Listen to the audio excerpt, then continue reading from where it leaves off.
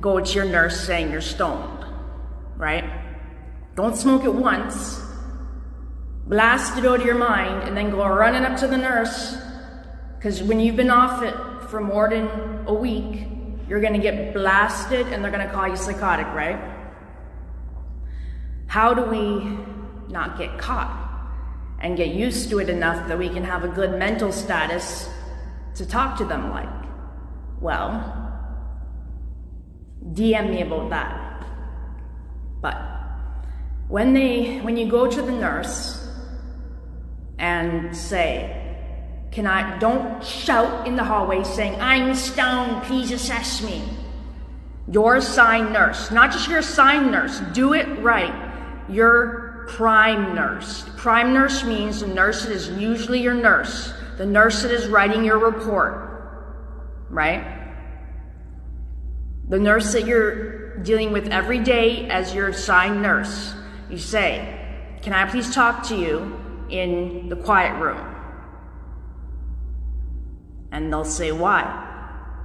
I want you to do a small assessment on something. And they'll be like, oh, well, what is it? Say, just come to the quiet room. Don't shout what it is, right? Act like an adult.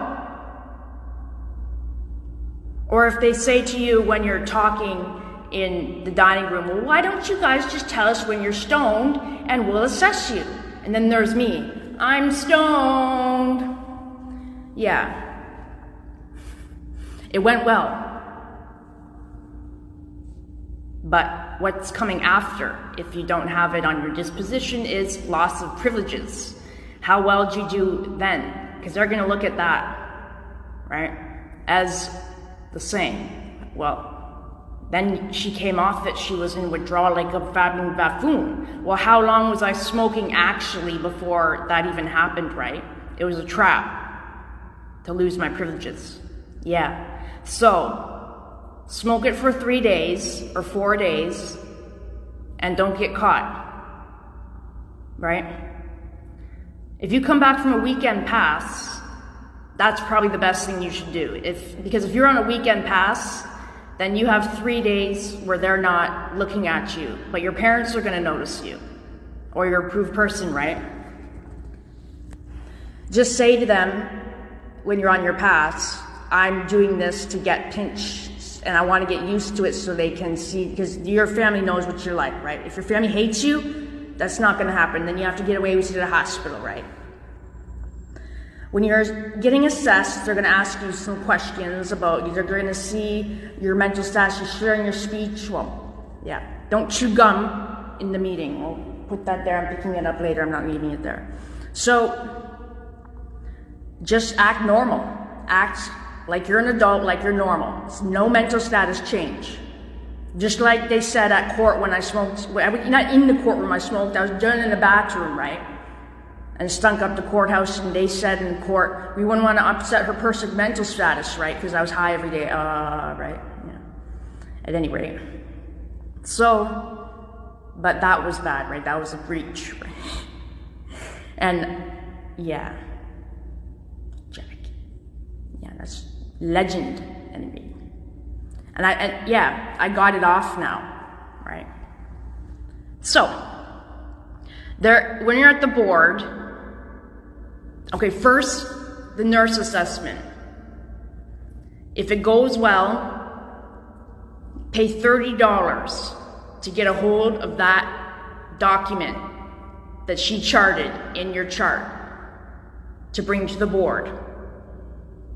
And get a hold of some documents about your behavior while you lost your privileges. And don't freak out like a wombat when you lose your privileges. Sit tight, have the same behavior they see normally. You can freak out a little bit, like you can be like, right? You don't have to be super, super good, because they're gonna know that they know withdrawal's bad. But there should, if there is withdrawal, they know you did it a lot, right? But if there's no withdrawal, then it's probably gonna be an okay charting for when you're off it, right? So, yeah, because like when people come in and then they're on the ward, they're forced to go in withdrawal. That's why all the bad charting physicians, psychologists, shit goes on, right? Yeah, because people get in, just like in jail, at any rate.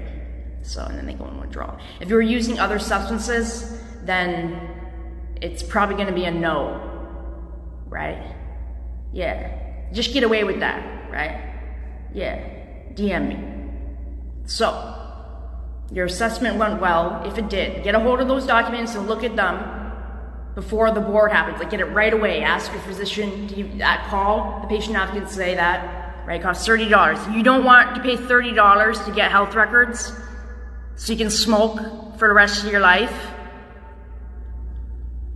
When you're at the board, first talk to your lawyer now. When you talk to your lawyer, the lawyer's going to ask you, are you going to smoke when you get an absolute discharge? You say, yes, that's why I want to smoke now, because I want to know. Don't say you want them to see you stoned. Say, I want to know if it's good for me on the medications and after all this time of being off of it. And if I get an absolute discharge before I'm allowed to use it, what if I mess up again? That's what you should say. And your lawyer will then be like, oh, well, that was a good mental status. Talk to your lawyer when you're stoned. Call him up when you're used to it and say, lawyer, I'm stoned now. And just be normal. Same with the nurse. And then the lawyer will be like, well, I'm going to fight for you. Have some evidence. Now, this is called Aristotle's triangle. Logos, ethos, pathos. Logos, logic. Ethos, credibility. Pathos, sympathy. This is how you win any argument in the world. Now, this is how I represented myself at my boards, because I am like a lawyer. Yeah, how do I know that, right? Logos means logic, ethos means credibility, pathos means sympathy. Use those three things the right way. Talk to your lawyer like that. If you don't want to represent yourself, because they're going to cross-examine you and you're going to freak out and it's not going to happen, right? If you can't maintain a confidence in when you're at the board, no one can. Yeah, it's very hard to keep confidence, just like in a fight, right? Yeah. So, the logic is, what's prohibition like? The prohibition has been lifted in Canada for marijuana. And I have a history of smoking marijuana. So it's only logical to say that I'm going to be tempted to smoke it when I'm out. Documents like the 1985 stuff are not going to work anymore unless you were the first person to do that. Find out some logical thing about marijuana, like facts. Get a book on it. Read a book on it. Read a book on 1985 Shattered Lives and the Prohibition Act that sends so many people to jail for life about it. That's what you should do. And just get key points, tell them to your lawyer. When you're stoned, tell them to your lawyer, right? Get it all written down, and don't just tell your lawyer, bring the documents to the board. Now, your credibility. You have been assessed by your lawyer and the nurse that it doesn't really mess up your mental status. Your meds don't interact with them, right? The pathos. Say something like, it makes me very upset that I can't smoke marijuana like everyone else. I think that because it doesn't, like, we're growing up, it's probably going to be made illegal again, and I want the right to smoke because just make up some. I cried at my board and said, I don't want to be angry. It makes me not angry, right? I just want to smoke weed because, well, I was actually crying. Yeah. But do it right and then stop crying. Get your face all clear and say, back to your normal, logical mind talking, right? Well, you're not going to talk. You're going to let your lawyer do the talking, but you're going to say all these shit.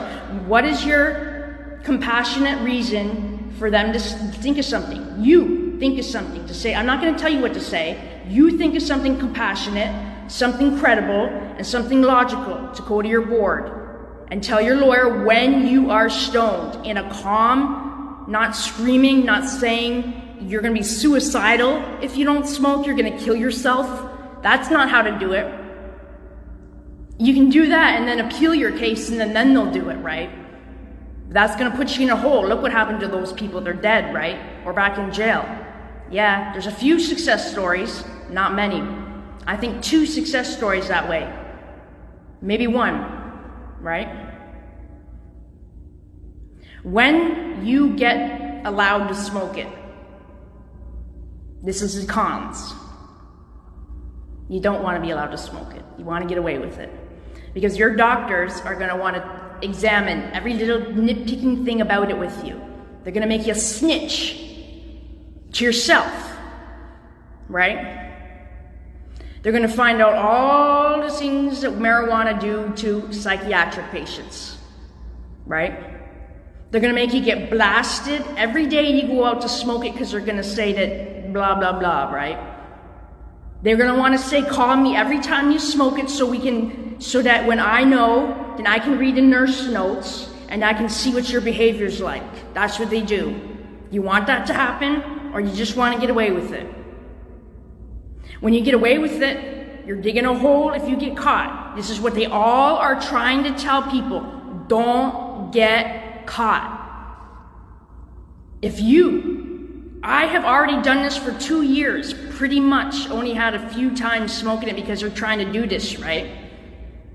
They don't want marijuana to look good. I'm the only person that can make marijuana look good for mental health, and they know it. That's why they're doing this to me, right? They want their way to look good.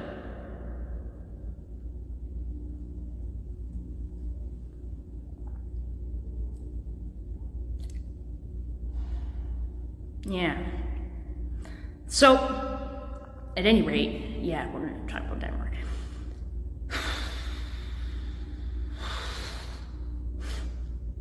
I'm just trying to think about what I can say to get that don't get caught shit come out. So when you're in substance abuse group, like I said, I have marijuana off my disposition, and I've been clean now for a year. That still hasn't worked to get out, because I was clean for the first year. But all my freakouts about, having marijuana in your disposition and not being allowed to smoke, and everyone else is allowed to smoke, and they get the privileges back before you're even allowed to smoke. That's what's going on with me, what they're trying to do, right? Yeah. It's not a good thing to be allowed to smoke. You should just get away with it. But how do we get away with it? We go to substance abuse group, high as a kite. They know it. You don't get caught. And you say at the end, you're saying if I go 1 year clean, I'm going to get an absolute discharge. No matter what. And you're going to put me through the system. You're going to get me out. You're going to get me housing in that 1 year. Housing's hard to get now, so it's not going to happen like that anymore. Because it's the marijuana legal made housing not good, right? Yeah. The whole world, the whole liberal government fuck up because of that. And then money that he promised for charity is going to charity, the welfare checks, but not to housing. Not to any credible, it's going to the stock market, right? A few people getting rich. Think about it. I'm not sure if I even want to keep marijuana on my disposition because of all this, but if I do keep it on, then it's going to be better for me down the road, but not right now for my current mental status, because they're doing this to me, right? So if you say, how long do I have to stay clean now? Because I know this housing shit is bad. If I go to a group home and I get on the list for housing in an apartment, if they think in the next report I can handle that, and you show them no reason at the group home with the marijuana or without the marijuana, if it's on your disposition with the marijuana, if it's not on your disposition, you get away with it. Or you go a year clean and there's no problems. You have to have failed urines, and they have to see your behavior if that works with the go clean, right? For a year at substance abuse group. Even if you're getting away with it, right? Just think about it. All that. I'm not going to give you any more answers because I know they're hanging there, but I want you guys to think about something for yourself, because if you just got this off for me like that, they're going to know that. Think about it. Aristotle's triangle. Logos, ethos, pathos. Peace out.